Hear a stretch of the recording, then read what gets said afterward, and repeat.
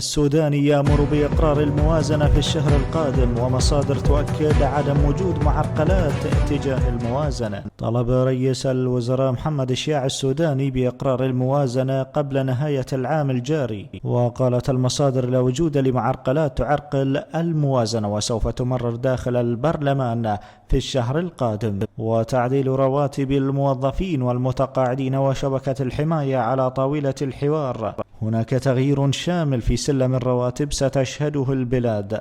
ووجه السوداني وزارتي المالية والصحة بإعداد تقرير سريع لإنهاء مشاكل المؤسسات الطبية، وطالب بتوفير العلاجات داخل المؤسسات الصحية. وشدد السوداني على ضرورة تقديم تقرير سريع يتضمن الحلول خلال 48 ساعة، مؤكدا على وزارة المالية بسرعة تمويل وزارة الصحة بتخصيصات تسهم في المعالجة السريعة للمشاكل المشخصة، بالإضافة إلى أعمام هذه الإجراءات على كل المستشفيات في بغداد والمحافظات، إلى جانب توفير الدعم للأطباء الأكفاء والكوادر الصحية وتجهيز كامل متطلباتهم وتحسين أوضاعهم وتمكينهم من أداء واجباتهم وحل المشاكل التي يواجهونها. وليلة أمس لحظ أجرى رئيس الوزراء محمد الشياع السوداني زيارة مفاجئة إلى مستشفى الكاظمية في بغداد للاطلاع على الواقع الصحي. والبرلمان والحكومة يتفقان على تنسيق العمل بينهما للإسراع بإقرار الموازنة والإدارة العملية للدولة.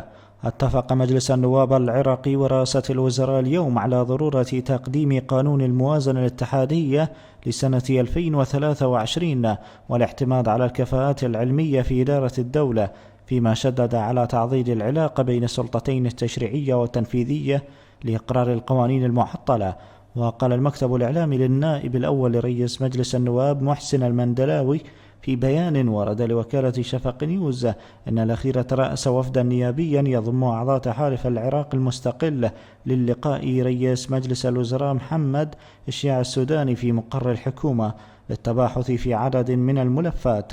وأضاف البيان أنه جرى خلال اللقاء التأكيد على ضرورة تعضيد التنسيق بين السلطتين التشريعية والتنفيذية لإقرار القوانين الهامة التي تمس حياة المواطنين واقتصاد البلد، وتفعيل القوانين المعطلة، فضلا عن إعطاء السلطات والأجهزة الرقابية دورا أكبر للقيام بمسؤولياتها في الحفاظ على المال العام والحد من الفساد.